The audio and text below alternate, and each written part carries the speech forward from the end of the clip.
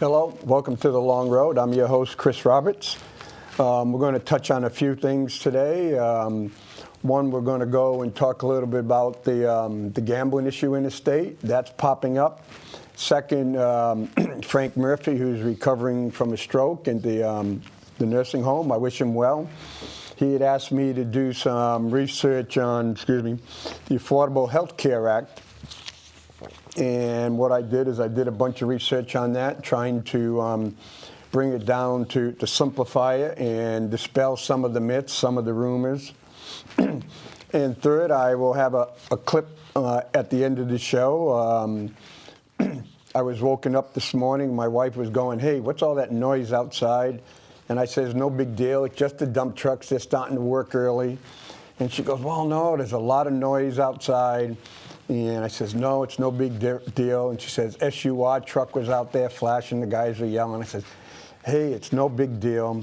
So I said, "Okay, I'm going to make my wife happy." I got out of bed, crawled downstairs, looked out the window, and I go, "Holy crap," that's in polite words. And the house next door to me was on fire. It had flames gushing out the back of it about 3 or 4 feet, and yelled back to my wife and said, "Hey, the house is on fire next door." "Oh, no," she thought I was joking. Ran upstairs, put my pants on, and got the keys and moved my car. And she ran out the back way in her pajamas and moved the other car. And in a matter of minutes after that, probably seconds, the fire department was there. And I think we maybe had 8 or 9 fire apparatus there, and they did a heck of a job. And so I was able to get a little some footage of the fire and the job they were doing, got some photos, so I combined them together. There'll be gaps of no sound whatsoever, but hey, it's raw footage, and this is what the firemen do, the fire personnel did, and they did a really good job. So the first thing we'll do now is we'll hop on to gambling in New Hampshire. And I've been hit with a lot of information, a lot of letters, a lot of phone calls, people going one way or the other, just kind of really beating you up, trying to go back and forth. Like I said last week, I haven't made my decision. I believe people have the right to gamble. I believe people have a right to lose their money, you know what? But I don't think they have a right to have government cover and replace their lost money. But if they want to gamble away their life savings or whatever, good or bad, that's still their choice. But a lot of times when I go through the work, I go information both sides, trying to weigh it. And when it's really tight, this may be a facetious way to do it. 2 things come in. It's who insults my intelligence the least and who lies the least. Because as things are going on right now, people, both sides are lying their butts off. Everyone's trying to insult my intelligence. I have one right here from NEA New Hampshire, where it goes, in the 2010 elections, there was another change in control of the legislature, and we are still suffering the effects of the Tea Party rule. The adequate formula was amended, and our university system saw its funding reduced by almost half.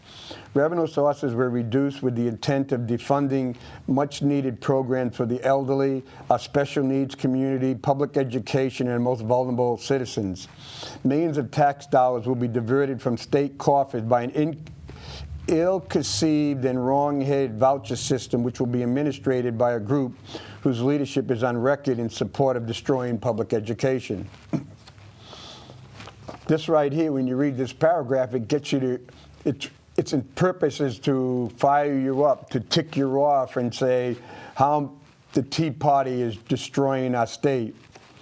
Well, one of the reasons we, as Democrats, lost in 2010 was because we had a big budget deficit, and we kept telling everybody the budget was balanced. And we were lying to the public. No, the budget wasn't balanced. The budget was hundreds of millions of dollars off. The the adequate formula was amended. It was amended slightly, but there was also a cap on it, a collar, which they called, which I voted for to ensure that Keene didn't lose any money over the past 2 years. And the revenue sources were reduced with the intent. Yes, they reduced the revenue source from the cigarette tax, but plain and simple, we're not reducing revenue sources in New Hampshire. We just don't want to increase revenue sources in New Hampshire. We're doing everything, doesn't matter Democratic or Republican Party, to refuse to look at the fact that basically everything in New Hampshire is funded by the local level. And here in Keene, we have a small tax base, so we pay a lot of taxes for what we have. Other communities like Portsmouth, Dover, they get a big tax base, and they don't have to pay much per thousand, so they have a lower tax rate. And so part of the reason that money for the elderly, a special needs community in public education it wasn't O'Brien's budget. There just wasn't any money, and Democrats and Republicans don't want to raise money to take care of those needs. And so it seems like every couple of years the House switches drastically from Republican to Democrat because people are thinking the other people are going to do it. But the plain and simple, neither side wants to raise taxes or whatever. And one of the things in the New Hampshire House, the more and more I look at it, there's not Democrats and there's not Republicans. What we have is we have a group from Portsmouth, a group from Dover, a group from Manchester. They don't worry too much about the state. Group from Salem, they don't worry too much about the state. They worry about their own local area, and that's their number one priority. Salem's number one priority is getting a casino. Manchester has its priority. Portsmouth has its priority. Portsmouth's number one priority is never to be a donor town again. And so that's the way it works. So while we're arguing over who's Democratic, who's Republican, these small groups on both sides are saying, hey, we're not going to raise taxes. Then it goes, excuse me, millions of dollars will be diverted from state coffers by an ill-conceived and wrong-headed voucher program. Excuse me. Millions of dollars, that again is completely wrong. It's not a voucher program. It's the program that allows businesses to donate money into a fund where people can then get scholarships up to $2,500 to attend other schools.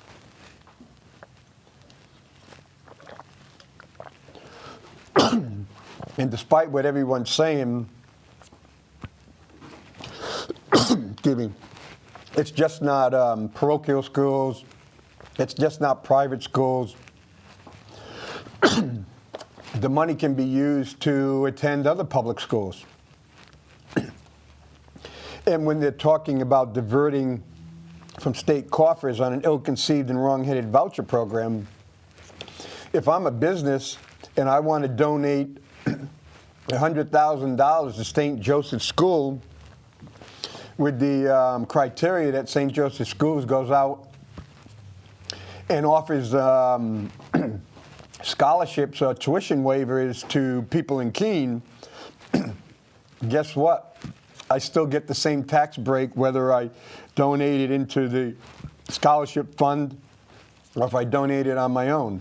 And if I donate it on my own, the state has no control whatsoever. And NEA New Hampshire, in 2002, the Assembly of Delegates passed a resolution opposing funding education to expanded gaming.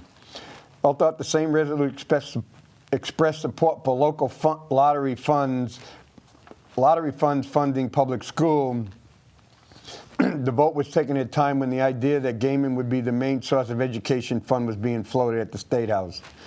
SB 152 will not violate that position. But here's the thing. Constitutionally, a certain amount of money has to go from the lottery to public schools.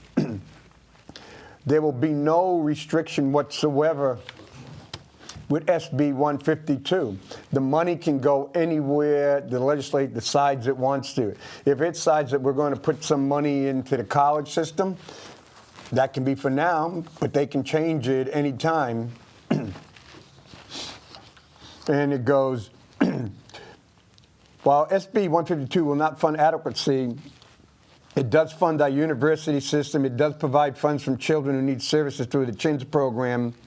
Our members must rely on you to provide the maximum level of law enforcement protection in case of school emergencies, and SB 152 provides that. No, one of the reasons we're not providing funding to the university system is because UNH only educates about 40% of the kids in UNH are from New Hampshire. Most of them are from out of state, and UNH and even now Keene State and Plymouth State are looking for overseas students to take the seats because they can get even more money from international students. Keene State, by their last record, was 51% of the kids in Keene State are from New Hampshire. So New Hampshire, the university system, like I stated before, ranks 49th out of the 50th. The major goal, it appears, of the university system is educating children from out of the state of New Hampshire.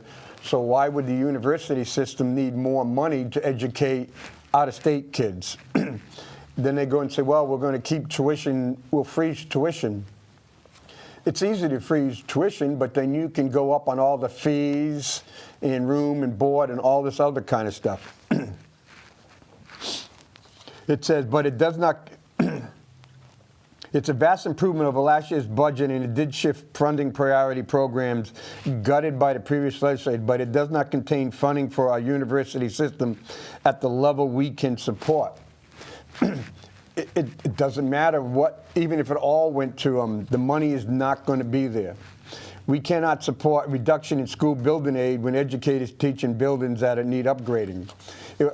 As I stated earlier before, it was we as Democrats for 4 years put $40 million instead of, we took it out of the budget and we bonded it. So we bonded $160 million for building aid. And so when the Republicans took over, they decided they weren't going to bond anymore building aid. They put the money in, but after they covered all the carrying costs, the payments and the interest, there was only $7 million left over. So basically, again, it's not being completely honest. If we want to have $40 million a year for building aid, basically we have to increase building aid by another $33 million, from $40 million to $73 million a year, just to recover from all the bonding costs. We recognize much needed revenue is leaving our state when New Hampshire residents traveling to neighborhood states to gamble. The second is that our college-age students are leaving our state to attend colleges and universities at more affordable out-of-state rates than we can offer in-state. We can afford neither of these, and passage of SB 152 will prevent both. That right there is a bold-faced false statement. If we pass gambling, this will not prevent out-of-state students, New Hampshire students, from going out of state because of lower tuition rates.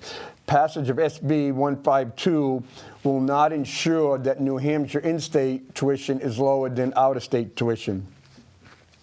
In the 1960s, the legislature established our lottery system, and many of the arguments that you hear today against SB 152 were made then. Since then, over $150 billion have been dispersed to school districts from public education from the lottery. Well, again, those are outright lies. The lotteries came in the 1950s, and as was shown on the governor's letter,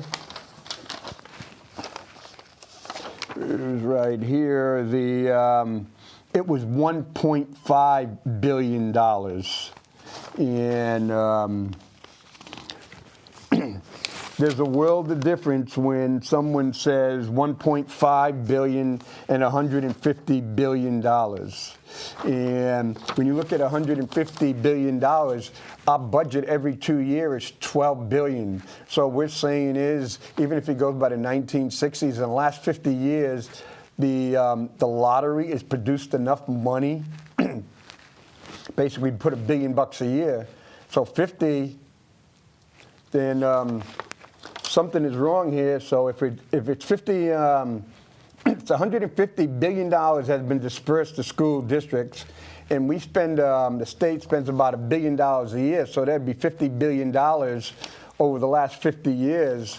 So the question would be, where did the other $100 billion go over the last 50 years that was supposedly being dispersed to the local school districts? So this is the part that kind of really ticks me off. They're asking for my vote, and not only are they providing misleading information, they're completely, in this case, lying. $150 billion has been dispersed to school districts for public education from the lottery. That is completely wrong. And so it's one of those, how do I go and trust somebody when they come out and say statements like that? Here's one from Dear House Democrat. New Hampshire stands to lose roughly $75 billion a year under that scenario. We appreciate the work done by House Democrats at constructing their budget. However, Senate Republicans now intend to take a hatchet to Democratic funding priorities as they craft their budget by cutting $300 million.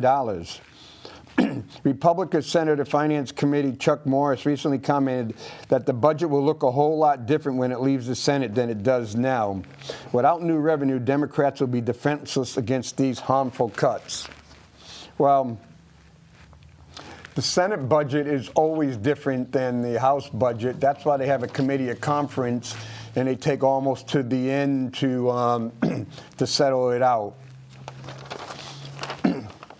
And so if he's going to cut $300 million, basically, if it looks like the budget's going to be pretty close to balance, there's no way in the world the Republicans are going to cut $300 million out of the budget. And there's no way the governor would sign the budget.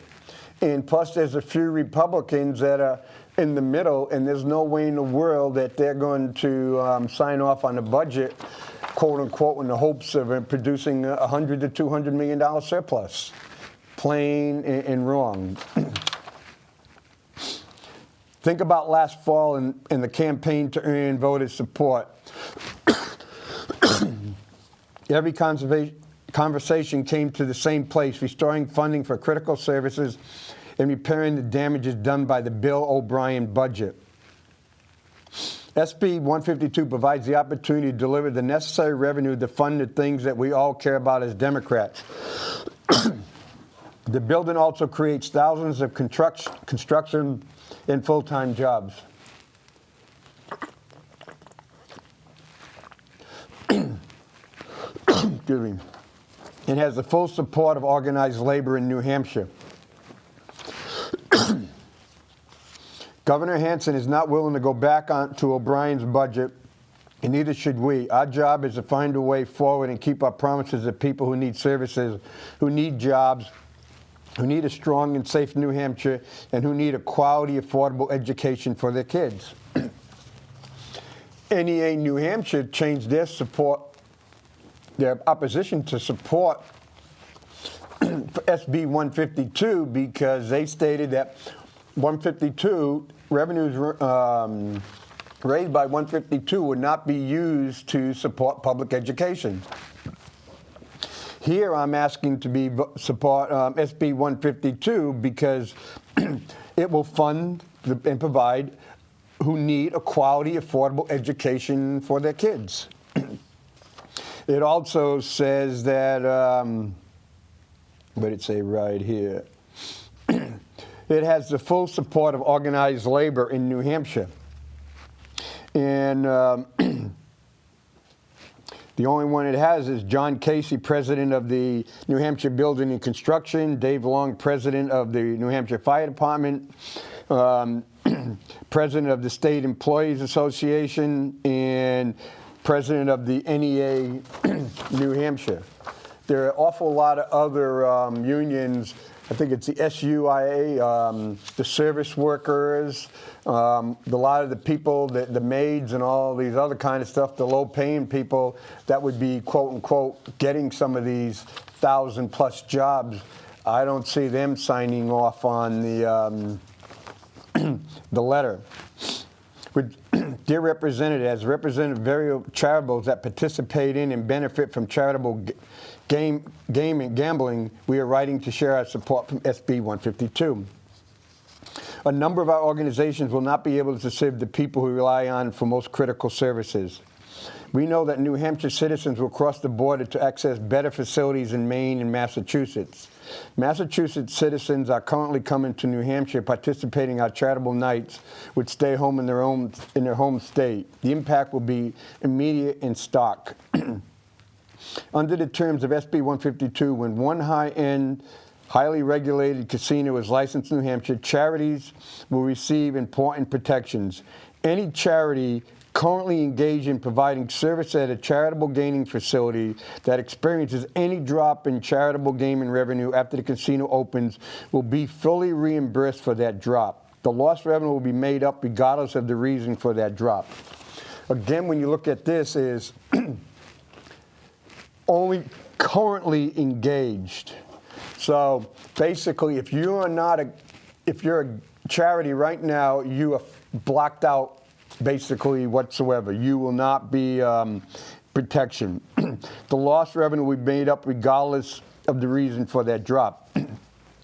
The New Hampshire Licensed Casino will make a payment each year with respect to all participating charities in the state equal to the reduction in its charitable gaming revenues, if any, for as long as the casino is open. So, to all participating charities in the state. Well, that leaves the little thing. Is it the ones in Salem, Rockingham now? Is it the ones in Keene that do a little bit of charitable gaming in the Best Western? It doesn't really open it. So plain and simple, if we license this casino, we will see fewer participants, whether it's due to the New Hampshire casino or the one in Maine or one in Massachusetts. Our revenues will be protected, exclamation point.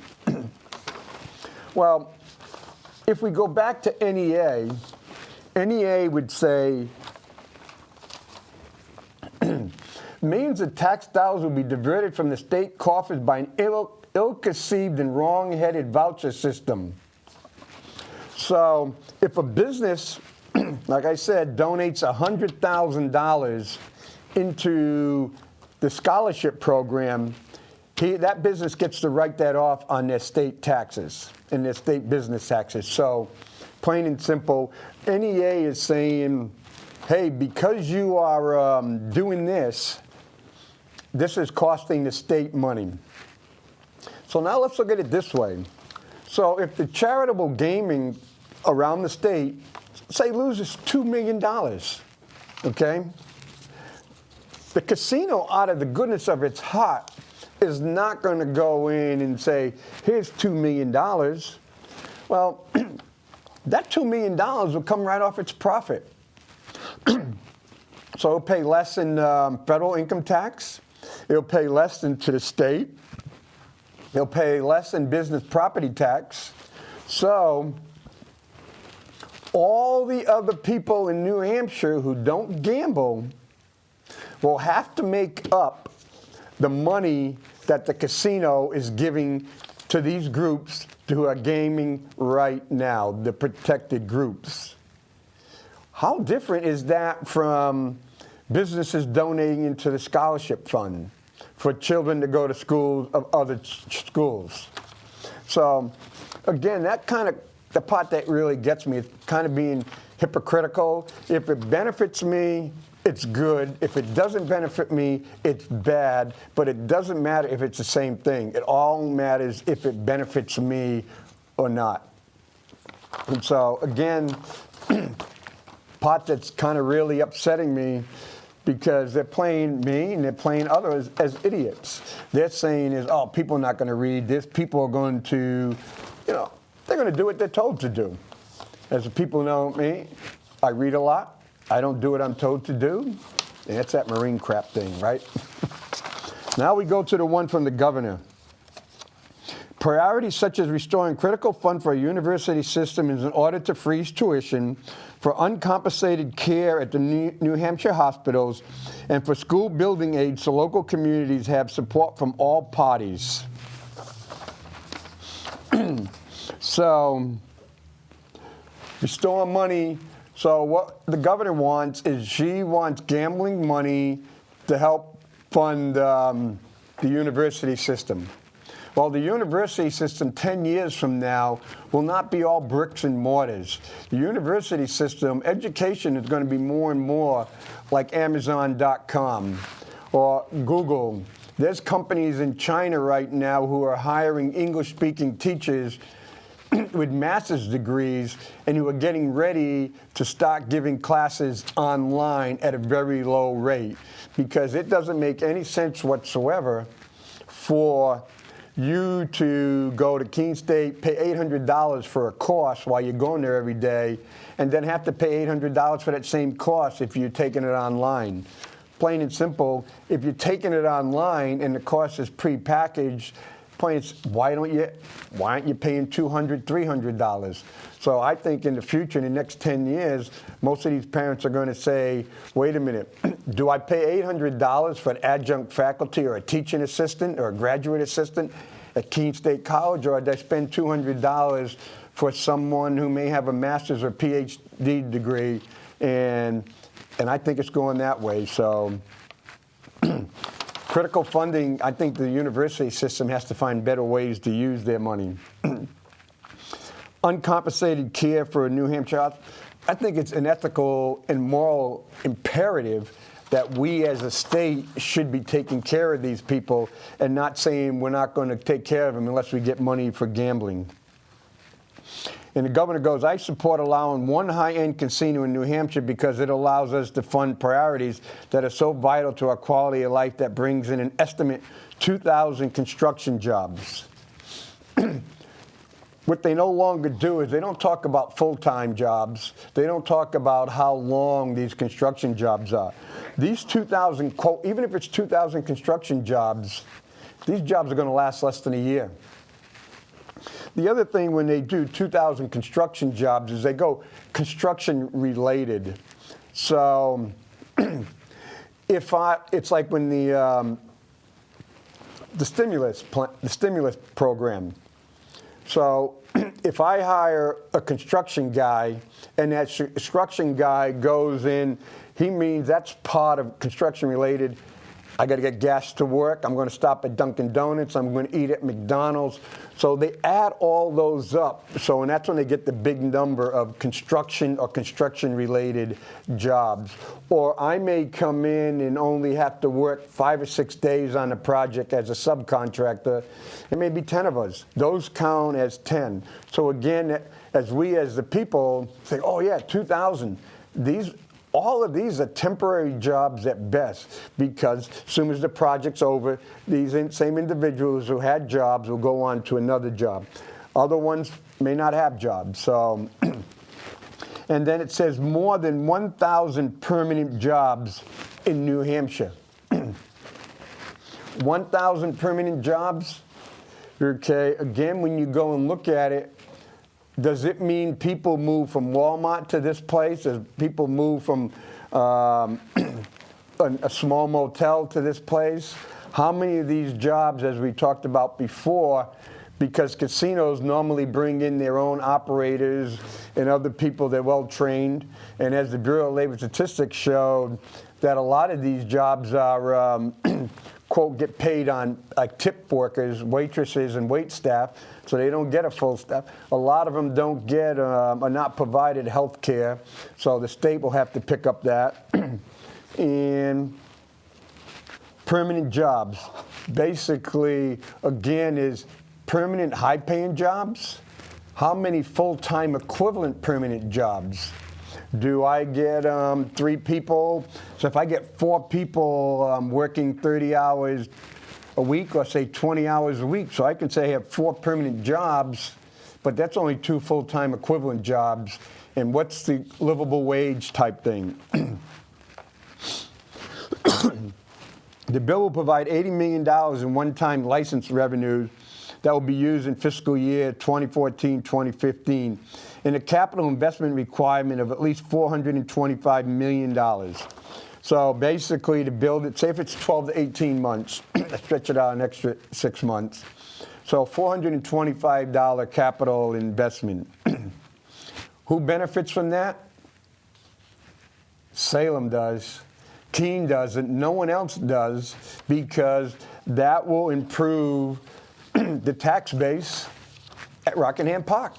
That's it. No place else. And it might even lower the tax value of other places around. And it goes, and the potential for additional millions in annual tax revenues going forward. Potential. Didn't say will, for the potential. And again, most of that would be going to the city of Salem. Additionally, they already exist and will continue to exist with casino development plans in Massachusetts. Even with a sizable gaming presence right now, with $700 million per year in gambling-related activity in our state, according to 2010 Governor's Gaming Study Commission. Well, again, back here, they said $150 billion went to education in the last 50 years. But the whole industry in the state of New Hampshire is only $700 million a year. Again, so that would only take 300 years to come up with $150 billion. With $150 million in charitable gaming alone conducted in our state each year, combined with lottery sales in excess of $250 million, and still more from simulcast wagering, we know that many Granite States gamble as a responsible form of entertainment.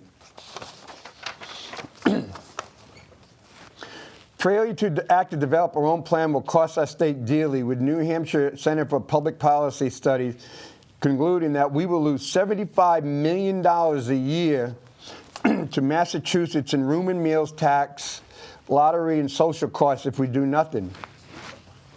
Okay. Again, if you look inside the number, $75 million a year. I think that's about the number that people, quote unquote, in New Hampshire already spend. So this would be based on the fact that we would expect the people in New Hampshire not to go to Maine or Massachusetts or any place anymore, but to keep all their money in state. Room and meals tax. Well, the room and meals tax is 9%. So if we were going to lose $75 million in room and meals tax at 9%, with just room and meal tax, that means we would have to give up about $1.2 billion a year in hotel and rooms and meals. So somehow, something's wrong right here. $1.2 billion in people eating out and sleeping in hotel rooms? It ain't happening. Again, this number doesn't match up. If we go for lottery, the New Hampshire lottery pays about 51% out. So the New Hampshire lottery, if we just went on lottery, that would have to reduce the lottery by about $200 million a year in sales. But the total sales for lottery right now is a little bit more than $250 million. So basically, we would say, if we don't approve this casino, lottery sales would drop down by about 80% once Massachusetts opens up a casino. And social costs. What is a social cost? How do you measure social costs? And to me, it's pretty tough to do that. And so, a little bit longer than I planned, but this is some of the stuff that goes on in the state. Plain and simple. He said the owner of if the guy owns it, the impact will cover a region in New Hampshire which provides up to 80% of charitable gaming revenue. The revenue guarantee provided could keep all New Hampshire charitables who conduct charitable games of chance, bingo, and Lucky 7 with a revenue stream equal that to 2012. Well, that's the other part. This is the individual. Whatever you got in 2012, that's your maxed out. And so each year, with inflation and everything, the cost to the owner-operator of the casino gets less and less. Again, that's how we play numbers, and that's how numbers go. And that part ticks me off. I don't think I'm that stupid, and I don't like to be viewed as being stupid, but those are the things, that's the type of information you get coming and going. The Affordable Health Care Act. There's a bunch of stuff going on with the Affordable Health Care Act. And I went to Forbes magazine. And Forbes, pro-business, Steve Forbes, and they were talking about how the Affordable Health Care Act would be bad for business. Well, Forbes says, stop, nope, it's not bad for business. Because basically, no, that was right here. Okay, here's Forbes, right? Forbes says 25% small businesses have insurance right now. Plain and simple. With affordable health care, 83% of small businesses owners would be able to afford health care.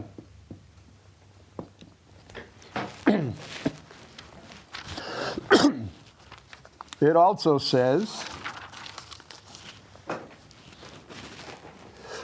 of the businesses that have more than 100 people, only 0.2% do not offer health insurance. So again, small businesses, their owners, only 1/4 of the small business owners have health insurance. They'll be able to come up and be able to get health insurance. And as far as big businesses, it doesn't bother them because most of them go.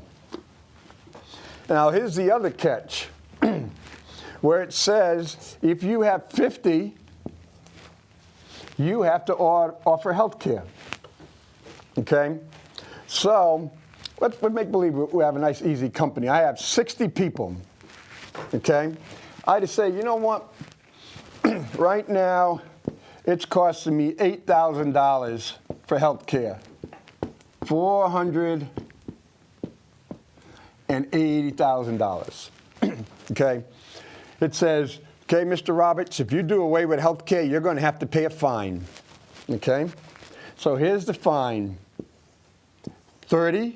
60 minus 30, that's a factor, equals 30 times $2,000. So I'm going to have to pay $60,000 fine, which means I can increase my bottom line for $420,000.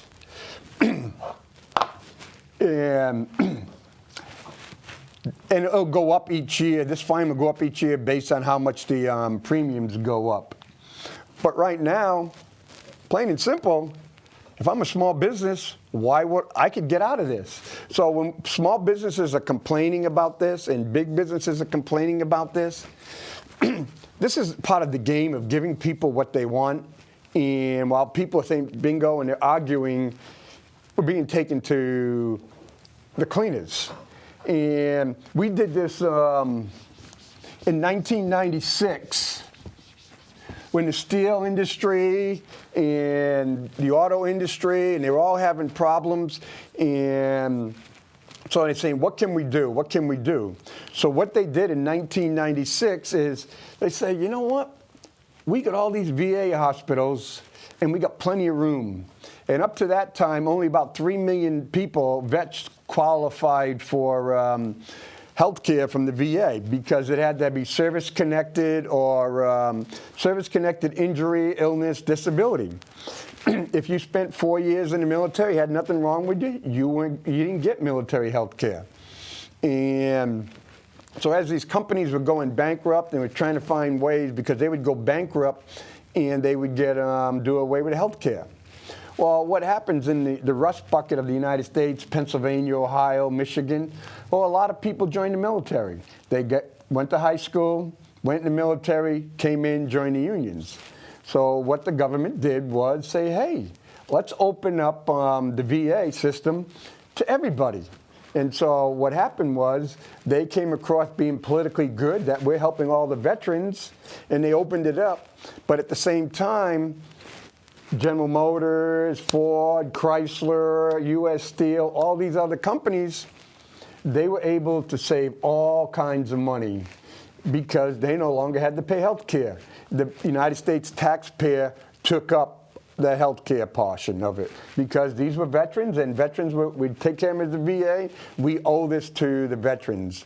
And so if you look back before 1996, it was only service-connected health care because despite what you want to go, we were never promised health care for life. We were only promised health care, free health care for any service-connected injury, illness, or whatever, but it had to be service-connected. But we changed.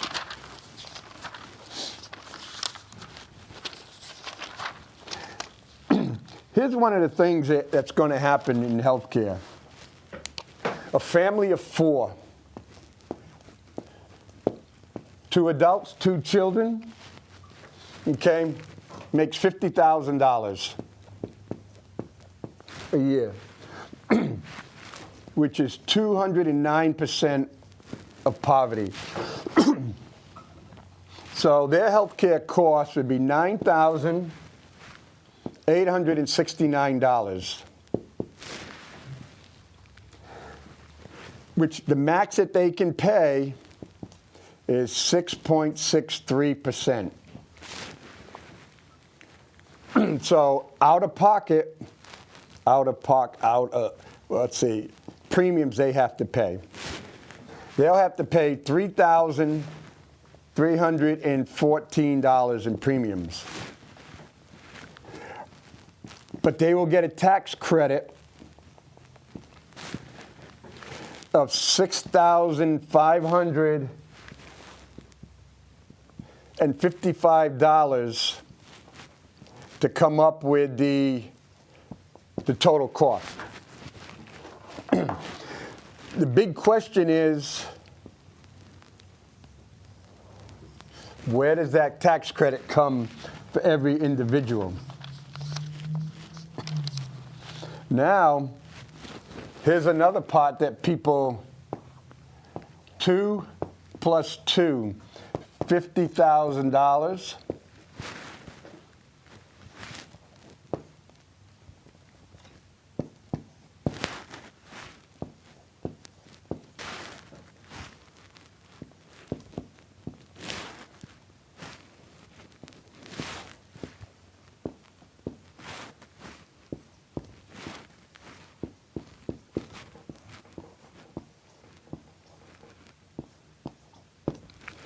The big difference in here that no one seemed to want to talk about, there is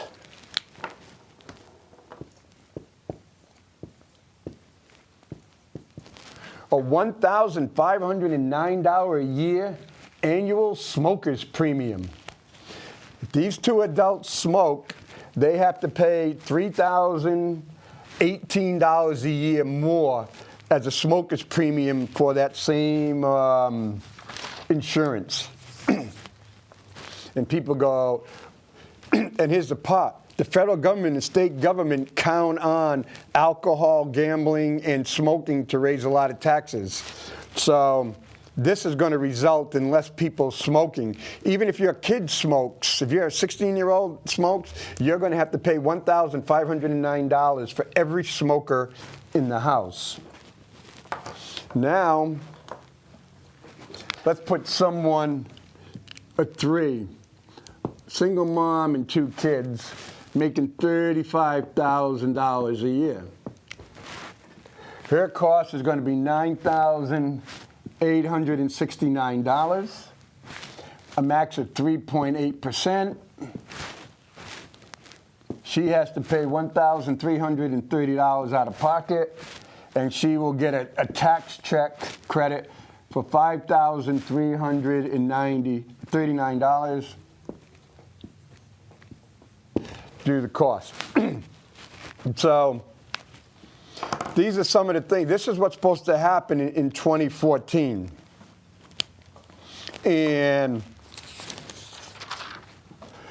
But the catch is 80-20.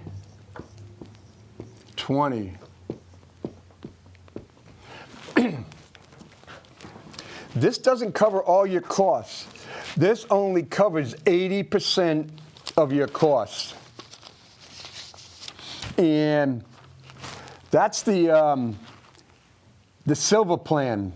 The silver plan, if the best plan that you get here, and put this, we'll make it, is 73-27. So basically, right here, 73-27%. This is a silver plan, and you could expect to pay up to about $3,400 out of pocket. Now, if you want to go the cheaper plan, the bronze plan is a little bit cheaper, but it's only 60-40. So you'll be paying 40% out of your pocket.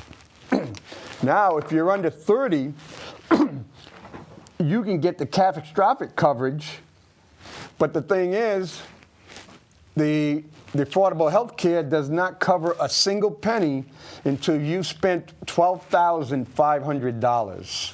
So that's the bare minimum. And so the big thing is, each week I'll add some more, but the big thing right here is more people are going to be able to get health care, but a lot of people just don't understand that it's going to cost and they're going to have to pay, but it's not going to solve a lot of problems. 70-27. So basically, say you had a $100,000 problem. That means you still got $27,000 that you're going to have to own. Excuse me. And if you get the bronze basic plan, you still got 40% has to come out of your own pocket. So again, that's just some of the figures on the Affordable Health Care Act that's going to be happening in 2014. Like I said, I'll be giving more information every week so we can bring it up as we get close to 2014. So thank you. I'll see you there on the long road, and here's part of the clip, the morning excitement. And have a good day, and see you next week.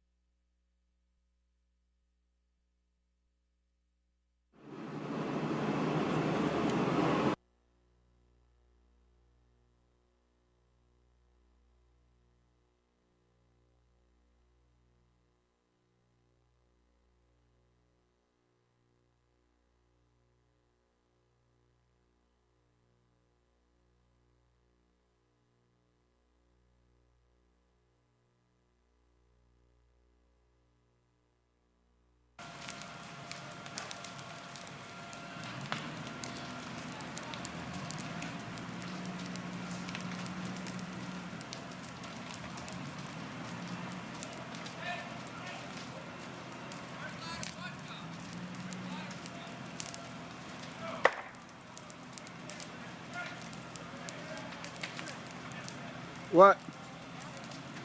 Huh? Not yet.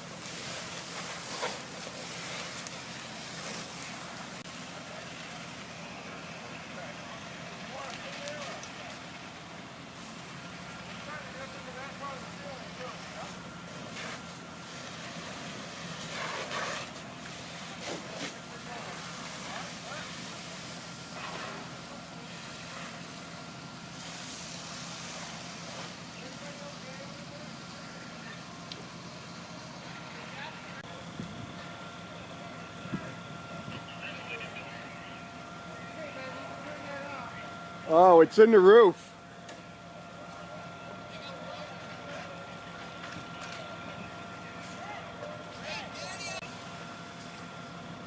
I don't know if it gets inside because they never moved their car. Oh. Inside the house. Well, this is the first time I've seen the ladder used in Keene. Me too. And I've been here a long time. Yeah.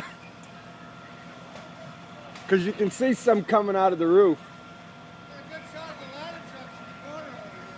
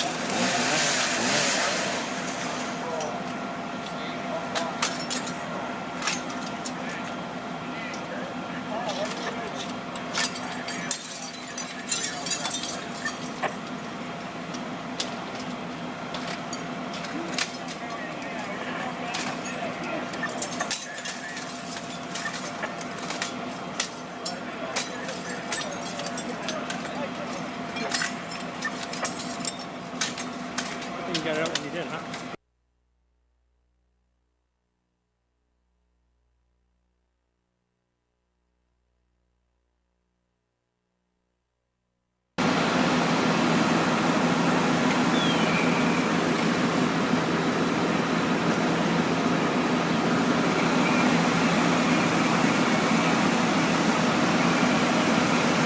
That's bringing the oxygen tank.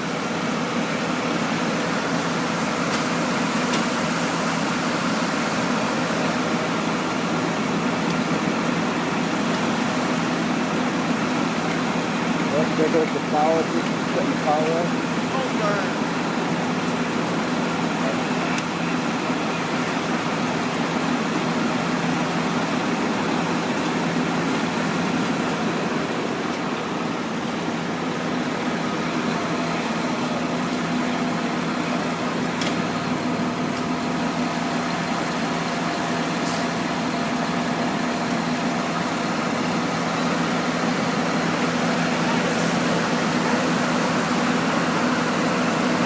They just put a fire hydrant in the other day, right in front of my house.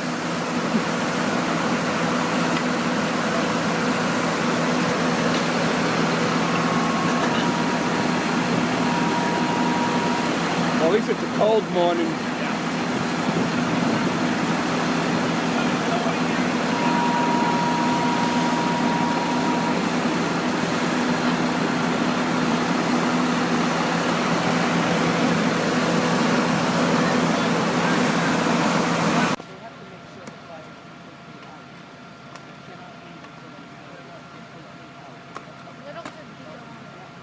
Yeah, they don't want it to One little restart. cigarette can